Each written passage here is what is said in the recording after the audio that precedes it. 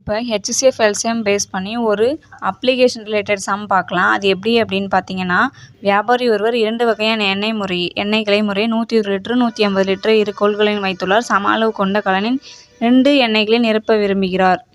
கலன் கொள்ளும் அதிகபட்ச கொள்ளளவு. கிரேட்டஸ்ட் இந்த இங்கிலீஷ் உங்களுக்கு தமிழில் வந்து கன்ஃபியூஸாக இருக்குன்னா, greatest capacity of such a tin இந்த வேர்டை நல்லாவே கவனிச்சுக்கோங்க. HCFக்கு இன்னொன்று நம்ம GCDன்னு சொல்லுவாங்க, கேட்டிருக்கீங்களா?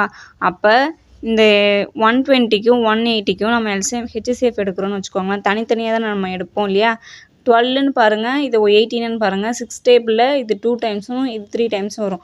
அப்போ 60 டேபிளில் நம்ம பண்ணிக்கலாம், 0 இருக்கிறதுனால 2 டைம்ஸு இது 3 டைம்ஸு. இது 60 × 2னும் இது 60 × 3 ரெண்டுத்துக்கும் காமன் நம்பர் 60. அப்போ 60 லிட்டர்ஸ் தான் greatest capacity of such a tin.